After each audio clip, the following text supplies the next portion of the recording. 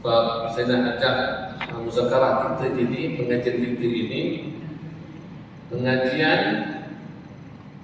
dalam bentuk kajian.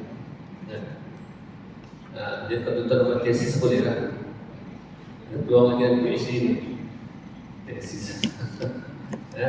Pengajian dalam bentuk kajian. Terus kita mengkaji postmortem, menghalusi. Salaka yasluku sulukan. Benar orang bersuluk, orang bersuluk kan? Orang bersuluk. Jadi orang tarekat tu dengan perkataan suluk itu. Cuma agak sempit kefahaman orang Melayu kita masa bersuluk. Di sana suluk tu akan pergi duduk berhalwah, berzikir, itu suluk.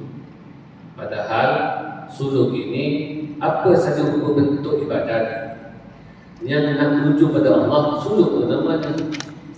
Termasuklah kita datang sudah berjemaah, datang duduk belajar, termasuk berbahagian suluk. Jadi jalan-jalan yang ditempuh untuk menuju ke Allah. Ada pun orang yang berjalan itu dipanggil salik.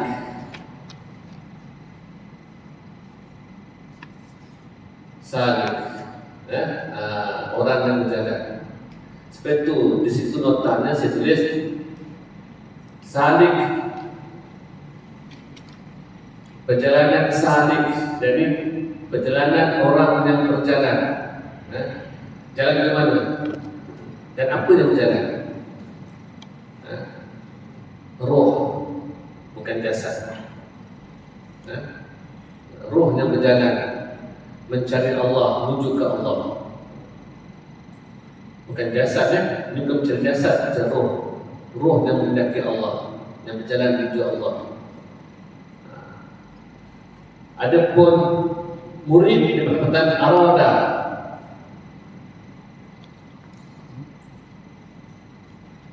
yuridu, iradatan. Adapun orang yang arada itu menghendaki, menginginkan. Adapun orang yang menginginkan itu dipanggil muridun, yang menghendaki, yang menginginkan. Hendak siapa? Ini siapa? Allah. Jadi sama ada salik ataupun murid, maknanya apa? Orang yang menghendaki Allah, orang yang menuju pada Allah. Faham dulu ya? Salik dan murid.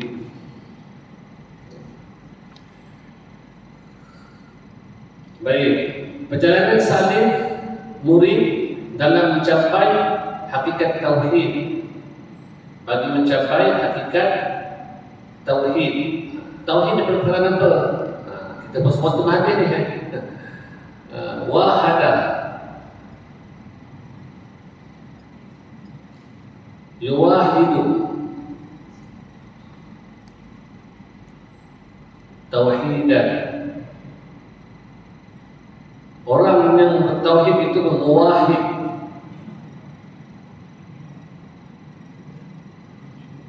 Bukan tauhid itu tauhid. Wahadah itu tunggal, esa. Jadi tauhid pengesaan, penunggalan. Perjalanan salik, insyaAllah saya cakap dalam bahasa selagi saya perlahan-lahan kan. Cuma kadang datang semangat dan cepat lah cakap. Perjalanan salik ataupun murid itu dalam mencapai hakikat penunggalan, pengesaan, pengesaan Tuhan, mengesakan Tuhan. Sebab apa? Apabila kita mendalami ataupun mengkaji ilmu tauhid itu, dia adalah merupakan satu ilmu menunggalkan Allah, mengesakan Allah. Kalau kita kata bab solat, berbulan-bulan cerita bab solat, kena pula, apa tak bulannya mungkin bertahun juga. Kalau ustaz tu datang ajar fiqh bab solat, 1 bulan sekali datang. Agak-agak berapa lama nak khatam bab solat? Sedap kan? Boleh. Tetapi kondisi praktikalnya pula bukan sepanjang masa solat kan? Yang wajib solat pun 5 waktu sahaja. Ada pun sunat, ikut mood tu. Kalau kat masjid ni rajinlah sikit. Kat masjid ni rajinlah sikit. Sebab apa? Sebab pengaruh dengan orang keliling kita. Kawan solat, kita solatlah. Tapi kalau rumah tu, dia macam mana? Dah balik isyak, wudu dah batal nak solat. Berjuang habis-habisan nak pergi wuduk tu. Nak ambil wuduk tak? Nak wuduk tak? Syaitan kata, nantilah dulu. Sabar dan dulu. Banyak masa lagi. Itu syaitan punya kata-kata dah hampir 50 tahun yang lalu. Serta dah berlalu 20 tahun dah. Itulah kita. Tangguh kan. Memang syaitan tu kerja begitu. Kalau kita baca bab zakat, nak pertikan ilmu zakat pun tak dapat siapa. Kita ni pun daripada asnaf, cuma terima zakat. Nak keluarkan zakat pun tak ada, melainkan zakat fitrah lah. Berbulan-bulan, bertahun-tahun baca bab haji. Setiap kali lepas hari musim haji, tabung haji pun buka offer. Kita akan adakan khusus haji. Sama ada nama naik ke tak naik pun kita berikut sajalah. Kawan ajak, jomlah kak. Aku tak naik lagi. Alah, tak kira lah, belajar dulu. Dah bertahun-tahun belajar haji. Kita kena praktikal haji tak dapat. Sebab tak boleh buat ke rumah. Pusing-pusing rumah jadi, tawaf rumah jadi. Kita kat sana. Belajar ilmu obat puasa. Kita ni yang wajib puasa sebulan. Puasa 6 hari itu pula ikut mudah. Orang perempuan yang buat puasa ni, orang perempuan lagi. Orang lelaki ni banyak sebab apa? Datang hit je. Banyak nak puasa. Kita belajar ilmu faraid, ilmu pemerintah pusaka. Ayah kita meninggal, mak kita meninggal pun hutang dah ada. Lelaki hutang dah. Lelaki pusaka ke mana? Dia banyak ilmu yang kita pelajari. Kita hanya ketika bila waktu dan masa dia sahaja yang terdapat beramal. Kita belajar ilmu buyur, bab muamalah, jual beli, sewa menyewa, hutang-hutang. Ini lebih khusus pada orang bisnes. Dan kita ni dan sekadar beli ni pun itulah beli itu sekadar beli kat kedai, sekadar itu kan. Nak besar-besar lagi bab jual beli sewa menyewa, hutang-hutang tak. Kita dalam bab fiqh ni, fiqh tu lain tempat umum kan. Bicara tentang ibadat, tentang jual beli, tentang munakahat, nikah kahwin, tentang jenayah. Jenayah kalau kita belajar, kita menjalankan hukum. Kalau orang tak solat, asal hukum tu boleh paksa solat. Tak nak solat, dah 3 kali sudah solat, pancung. Boleh itu. Orang murtad ke Islam, tak nak suruh, tak nak tahu kalau macam ni, pancung. Kita sekarang tak boleh buat begitu. Jom kita jemaah masjid, tangkap orang tak pernah, pancung tu dah tak boleh. Lokap kita dia buat. Jadi orang mencuri, nak potong tangan tak boleh. Banyak kita belajar, bab ilmu tak boleh amalkan. Belajar bab nikah. Bulan-bulan kita menikah, tapi nikah sekali je. Sepatutnya nikah banyak kali, pun 3 kali nikah. Dia banyak ilmu yang kita belajar, kita tak dapat amalkan. Tetapi dia belajar ilmu tauhid, wajib menunggalkan Allah setiap nafas turunan naik, setiap kelipan mata. Kalau kita salah saja beriktikad, salah saja tujuan kita bukan kerana Allah, ini adalah syirik. Dua keadaan dia, sama ada tauhid atau syirik. Kalau kita beribadat, kita lihat diri kita beribadat, berapa syirik di situ? Syirik dalam pandangan, syirik dalam tujuan. Di sinilah kita kena bertaubat, bertaubat. Sebab itulah para sufi berkata, sesaat aku lupakan Allah, aku aku hukumkan diri aku ini kafir. Maksud kafir berdebat kata-kata kafir tu, kafara, kafara yakfuru. Nah, seluruh beritahu salaka arata wahada kafara ni past tense. Jadi yasluku yuridu wahidu yakfuru ni present tense. Perbuatan yang telah lalu, perbuatan yang sedang untuk akan berlaku itu. Adapun ini adalah isim kata nama yang mana ada makna perbuatan. Makna perbuatan itu ada, tetapi masa tak terikat dengan masa, tak ada pasti present tense. Setengahnya para sahabat menerjemahkan kata terbitan. Walaupun bagi saya tak tepat sangat kata terbitan, tetapi bolehlah pakai kafara yakfuru kufran.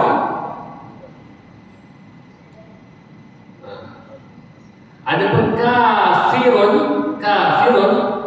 orang yang kafir itu, kafara asalnya hijab, tertutup hijab. Dan kalau kafir orang yang terhijab. Non-Muslim itu kita panggil kafir sebab apa? Terhijab daripada petunjuk untuk dapat Islam. Adapun kita pun kafir juga, terhijab. Terhijab daripada apa? Terhijab daripada melihat perbuatan Allah. Sebab itu para sufi berkata, sesaat aku melupakan Allah, aku hukumkan diriku kafir. Maksudnya apa? Orang yang terhijab daripada melihat perbuatan Allah. Orang yang tertutup, terhijab, terselindung daripada perbuatan Allah. Dia itulah kafir. Kafir maksudnya apa? Bukan keluar dari Islam. Orang yang terhijab daripada melihat nikmat anugerah perbuatan Allah. Jadi orang sufi itu bertobat. Astagfirullah, minta ampun ya Allah. Sebab apa? Sebab malam tadi aku bangun malam, aku terasa aku yang bangun malam.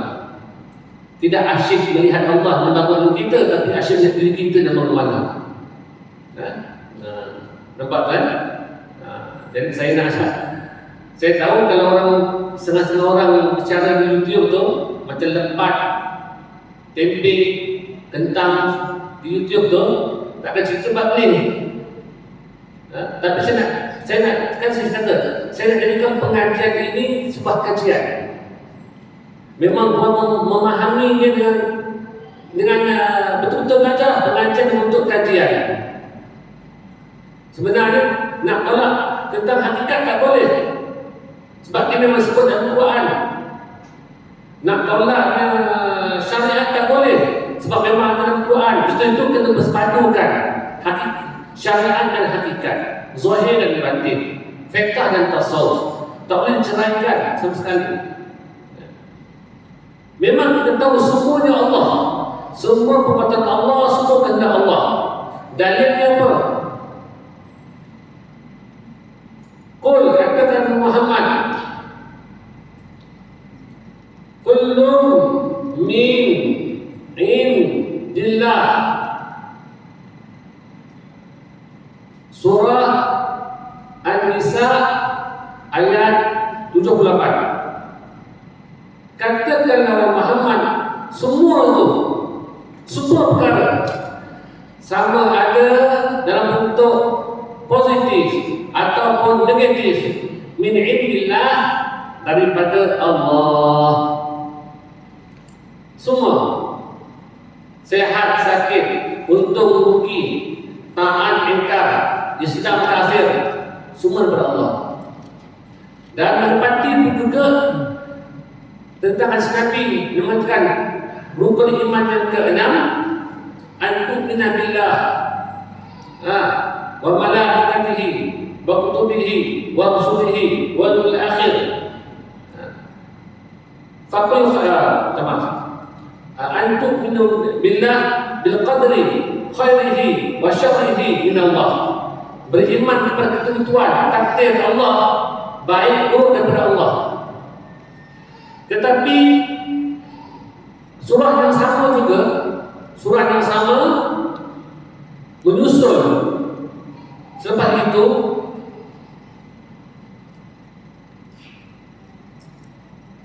ma asawaka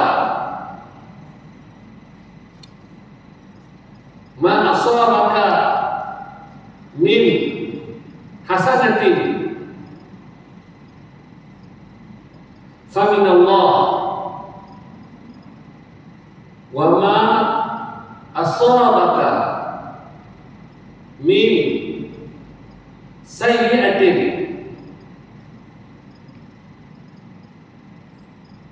famin nafsik. Surah apa ni? Sama juga. Surah An-Nisa ayat 79.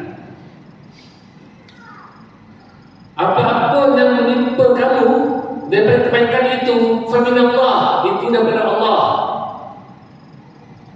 Wa ma asabaka, apa-apa yang menimpa kamu min sayyi'atin, daripada keburukan, kejahatan, famin nafsik, itu daripada diri kamu.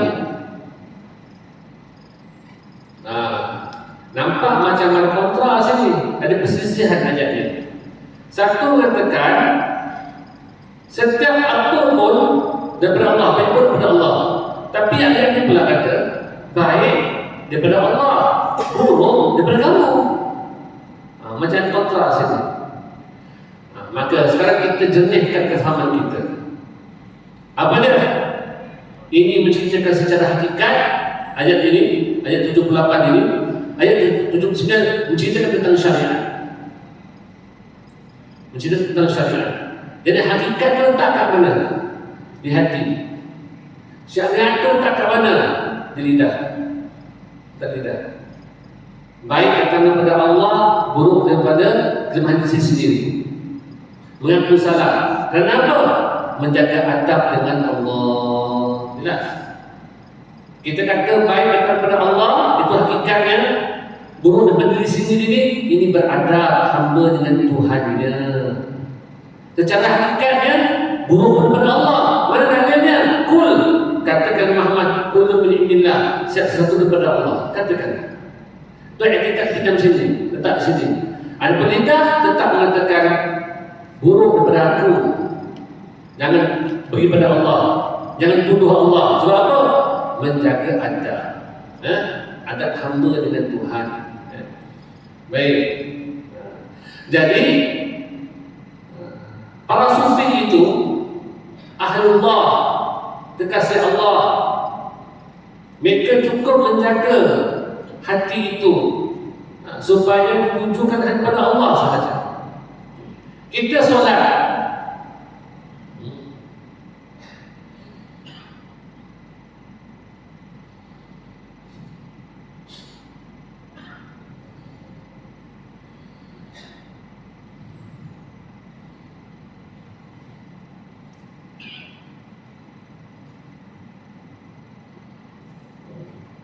qiyam, rukuk, sujud kita ni, kita ada hati. Hati ini dia punya aktiviti ni apa? Memandang Allah. Betulkan dua perkara. Satu, betulkan tujuan.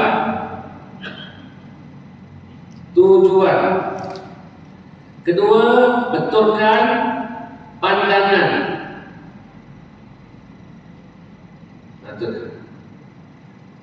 Di dalam beribadat ini betulkan dua perkara.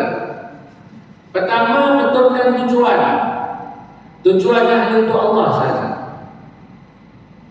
Jangan ada selain pada Allah. Kalau tujuannya hanya untuk Allah, dikala itu kita akan berada dalam keadaan fana. Pandangan siapa? Memandang siapa pada hati ini? Hanya memandang Allah. Kalau tujuan dan pandangan itu hanya untuk Allah, hanya memandang Allah, maka kalau itu kita fana, binasa. Tidak lagi rasa wujud diri. Tidak kerasa wujud diri dalam beribadat. Kita nak ke situlah. Kalau tak dapat 100% pun, tetapi biarlah ada niat nak arah ke situ. Kita apa pun tak buat apa, macam terkasih, kita tak mampu nak bantu. Tapi kita niatlah bahawa jika kesempatan apa pun aku akan bantu. Bagaimana kita doa? Ada orang buat kutipan amal taslim, dia sumbang, sekadar mampu. Yang penting ada niat yang buat baik. Dia nak niat pun takut. Niat dia nak kahwin lagi, tak apa, tak siapa tahu. Pasal dia ni, cakap pasal dia pun takut juga. Tapi orang perempuan dia ada dia ada saka dia tu. Masuk dalam mimpi pula. Wah, awak dah pandai ya, terkejut kita dah mimpi pun awak masuk kan. Kalau perempuan masuk mimpi memang tak tersempat niat dia tu. Niat dia apa pun. Dia niat dia buat baik. Sekarang kita ni pasal niat nak ke Allah. Baik tuan-tuan amalkan doa lah. Dalam sujud malam hari itu, doakan. Allahumma nawwir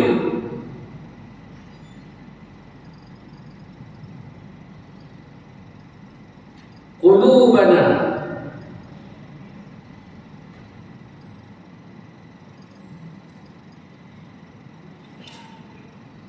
binuri ma'rifatika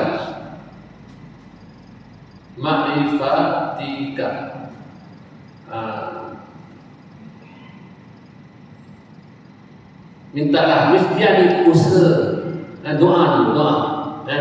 Allahumma, ya Tuhan kami, nawwir, cahayakan qulubana, hati-hati kami, binuri, dengan cahaya, ma'rifatika, dengan makrifat engkau. Tuan-tuan sujud malam-malam bacalah, minta pertolongan Allah, minta pertolongan Allah Taala. Allahumma nawwir, cahayakanlah qulubana, hati-hati kami, biduri ma'rifatika, dengan cahaya makrifat engkau. Tuan-tuan tambah lagi doa.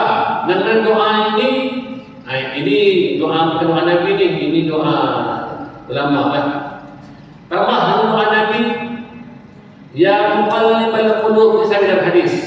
Dan Nabi tak tinggalkan, walaupun pendek tapi mantap. Padat. Ya muqallibal qulub, sabbit qalbi ala dinik. Wahai yang bolak-balakan hati, tetapkan hatiku ni dalam agamamu. Sebut saja agama dalam bentuk syariat, dalam bentuk hakikat, tetapkan di situ.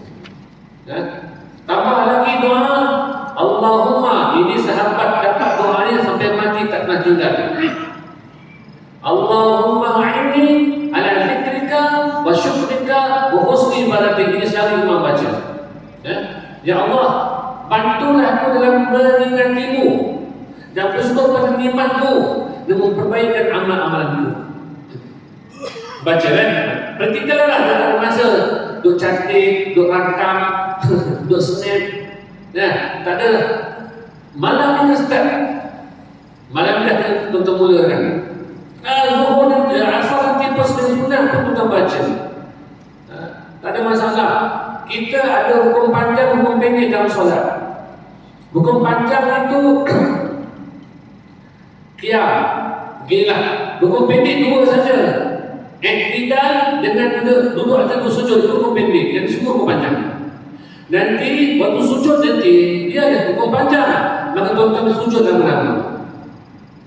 Tuan-tuan bacalah, buatlah sendiri, nak baca sekali ke, nak baca 2 kali, terserahlah. Ini kita topak ibadat kita perantar. Memohon pada Allah. Allahumma nawwir qalbi, Allahumma nawwir qulubana binuri ma'rifatika. Kalau jamak, kalau lah mufrad dia qalbi. Qalbi ni hatiku. Kalau qulubana, hati-hati kami. Tak ada masalah walaupun kita berdoa seorang, kita gunakan kata ganti diri dan bentuk plural. Jadi pemurah sikit doakan untuk orang lain. Ya Allah, cahayakanlah hati-hati kami dengan cahaya makrifat Engkau. Kalau solat ini, Allah nawwir qalbi binuri ma'rifatika. Ya Allah, cahayakan hatiku dengan cahaya makrifat Engkau. Tambah lagi, ya muqallibal qulub sabbit qalbi ala dinik. Tambah lagi, Allahumma a'inni ala zikrika wa syukrika husni ibadatik. Minta Allah Maha Pemurah, minta sungguh-sungguh. Tuan-tuan bangun malam minta sungguh-sungguh. Anak berbiasa, anak sekarang pun dah berbiasa, gaji pun dah besar, hari raya tak di kampung. Hari raya bagi mentua. Ni doa, minta Allah Ta'ala, minta Allah Ta'ala hakikat ni, supaya nanti ada belajar pun nampak lah, nampak terbuka. Sebab nanti di satu tahap nanti tuan-tuan nak memahamkan lagi bukan dengan akal. Sebab itulah ada satu budaya orang-orang Jawa, mereka kata belajar ilmu Syekh Siti Jenar. Siti Jenar ni antara kisah orang Songo dulu lah, yang dikhabarkan dikatakan keluarga syariat. Siapa nak memiliki ilmu Syekh Siti Jenar, dapatkan dulu, pastikan kalau tengkuknya dipotong, dipancung, kerat, tak putus, layaklah untuk mendapat ilmu Syekh Siti Jenar. Kita nampak hebat ni. Akhirnya yang mereka pelajari ialah ilmu kebal. Dipancung tak lut. Kalau siapa dah pancung tak lut, bermakna agak boleh belajar ilmu Syekh Siti Jenar. Kenapa? Salah memahami istilah yang dikeluarkan. Apa dia? Syekh Siti Jenar berkata, kalau siapa nak belajar ilmu aku, pancung kepalanya. Akhirnya jadilah satu istilah. Ini istilahnya dikeluarkan oleh Syekh Siti Jenar, ilmu pancung kepala. Sebenarnya maksudnya begini, barang siapa nak dapatkan ilmu aku, barang siapa nak mempelajari ilmu aku, ilmu hakikat ketuhanan ini, pancung kepala maksud apa? Buang otak, buang akal. Jangan guna akal, kamu takkan faham. Takkan faham. Kita ini tuan-tuan mulia, asalnya ada ke tiada? Asalnya tiada. Kemudian diadakan dalam bentuk ciptaan, berbeza. Wujud kita dan wujud Allah. Wujud Allah wujud hakiki. Kita awal, tiada permulaan, baqa, kekal dan kesudahan. Itu makhluk ini, wujud makhluk ini, wujud yang diciptakan. Ada pencipta, ada awal dan ada akhir. Biasa wujud kita. Dan wujud kita ni pun diizinkan untuk menjelma dalam tempoh berapa lama? Berapa lama? Berapa? Sesaat saja. Jemaah kita sesaat. Perasan tu tak perasan dia. Jemaah kita sesaat saja.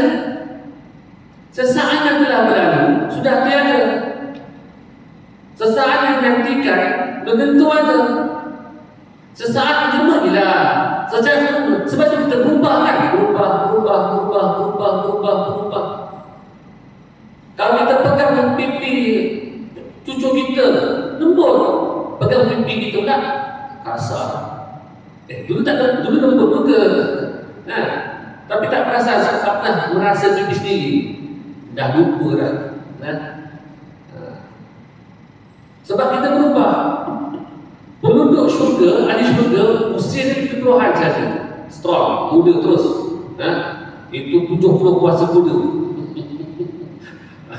Apa dia nak layan banyak dia dari ni, faham? Ini kita isi seorang kebun, nak pakai tongkat lagi. Tak jadi. Ingatkan beli tongkat Ali, tongkat apa je ambil tak tahulah. Dulu orang asli, betul asli, barang semua asli. Madu asli, tongkat asli daripada orang asli. Tapi sekarang pun orang asli pada naik skammer gitu. Asli, person dia bancuh sendiri dia. Tak pondok dia bancuh sendiri, madu sendiri. Nanti makan sakit terus kita ni. Doa banyak-banyak ya. Jadi kesimpulannya nak dengan tujuan kepada kita tangkap sikit poin di sini. Dalam ibadat ini betulkan tujuan lillahi ta'ala. Dari Quran banyak dan hadis pun banyak. Wa ma umiru illa liya'budullaha mukhlishina lahu hunafa. Tidaklah mereka diperintahkan melainkan untuk menyembah Allah dengan ikhlas, mukhlisin. Ikhlaskan diri kita.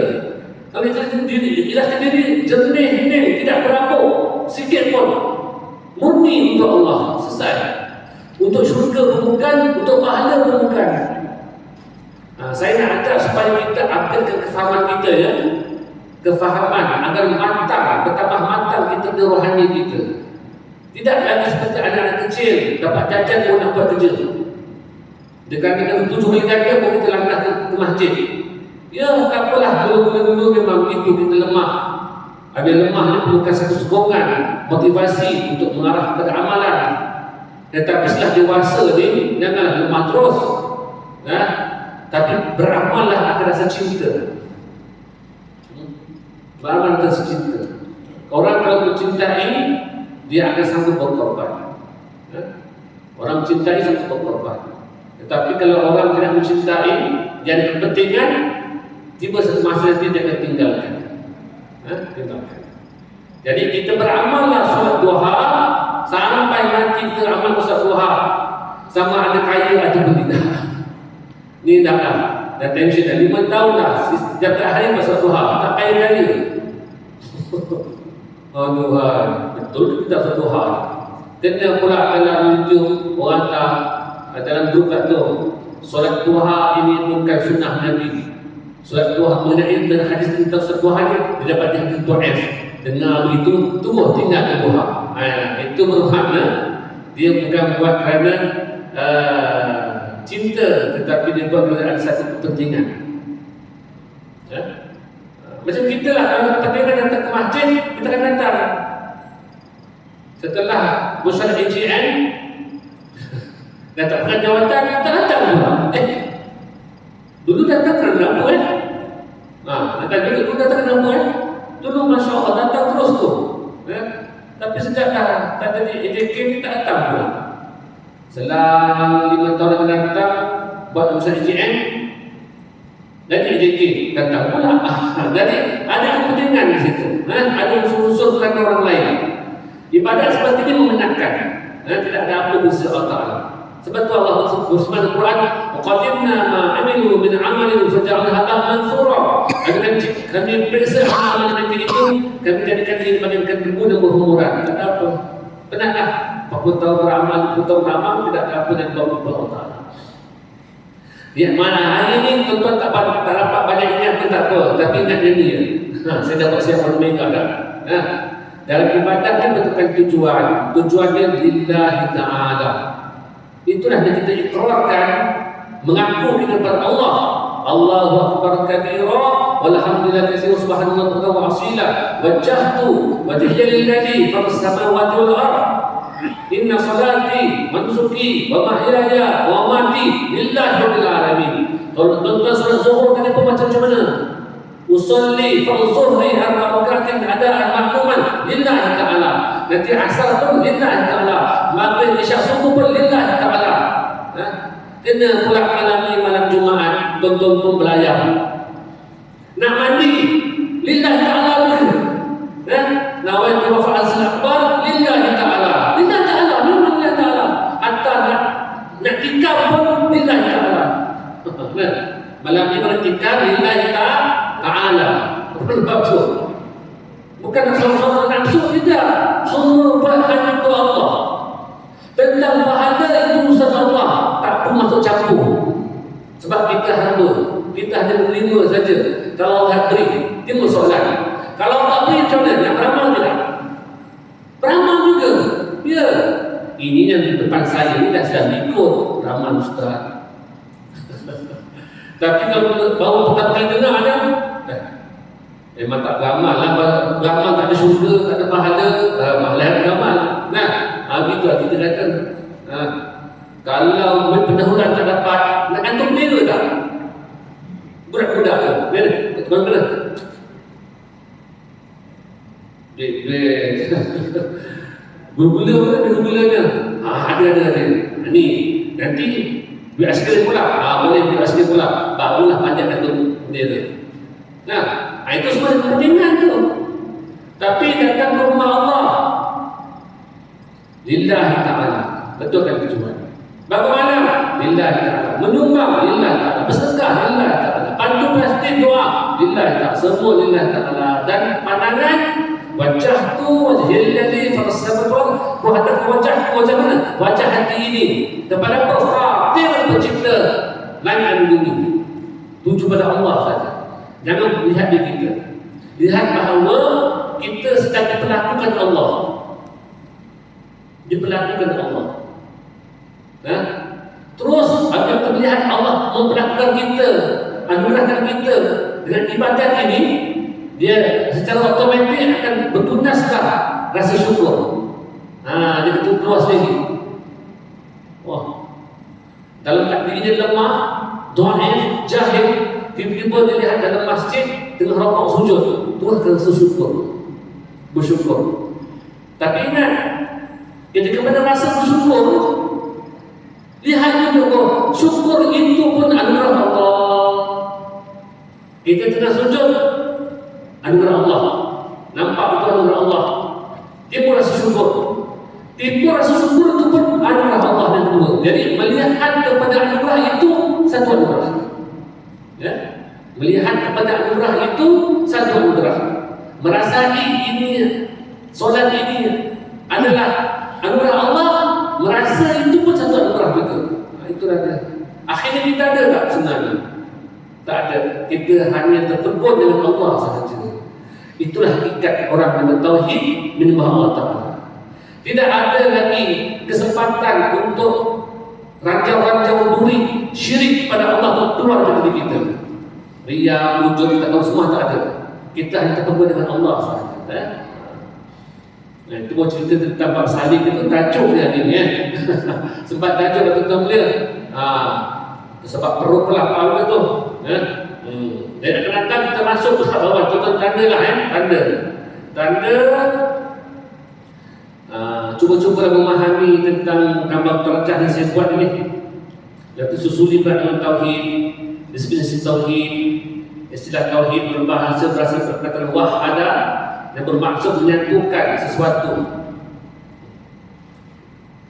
Dan perkataan tersebut menunjukkan sesuatu yang tunggal. Ia dengan arti tidak memiliki kesamaan sesuatu. Tunggal maknanya tidak ada pasangan, tak akan serupa. Wahdaniyah, sifat salbiah. Maka orang Arab menyebutkan Allahu Wahid. Allahu Wahid, Allah yang esa. Yang bermaksud Allah adalah esa, tidak ada dengan namanya dalam segala sesuatu. Wallahu a'lam. InsyaAllah minggu depan sambung baik tauhid, definisi tauhid. Saya akan Raja tulis semula tentang gambar Raja ini. Saya akan huraikanlah bahawa di sini adalah satu kalimat anak panas ini. Ilmu kasbi kan bawah tu kan, ilmu kasbi. Ini ilmu belajar lah, guna halqa, tanda kitab. Nanti pada amal syar'i. Kemudian qaulul salim. Kita kena dapatkan qaulul salim ni, usaha untuk qaulul salim. Lepas tu daripada qaulul salim, hati jernih tu mendapat ilmu wahbi. Ilmu wahbi, ilmu anugerah atau ilmu laduni, anugerah. Hakikat, makrifat, zauq, syauq di situ. Kemudian olah dikatakan amal hakiki 2 rakaat lebih baik berbunyi di sisi tempatnya. Dikatakan 2 rakaat lebih berbunyi di sisinya, orang dah beramal serta amal hakiki. Dia solat tidak lagi melihat dirinya solat, tetapi merupakan satu anugerah. Solat seperti inilah yang lebih berbunyi di sisinya. Ya, wallahu a'lam bishawab. Tuan-tuan kalau tak faham tanya balik je. WhatsApp ke, tanya personal ke, call ke apa. Jangan tuan-tuan bicara sesama tuan-tuan. Dan ada dua tak faham. Dia duk faham sikit-sikit, langsung tak faham pula dia. Rabbana taqabbal minna innaka samiul alim ya maulana innaka taqabbal Allahumma innaka taqabbal tiba wa al-batil ورشد بعض. اللهم نعوذ بك من علم فضل قبل لا يغشى وعلم فضل نسمع الله فقنا في الدين وأنت برحمتك يا أرحم الراحمين. والحمد لله رب العالمين. الفاتحة.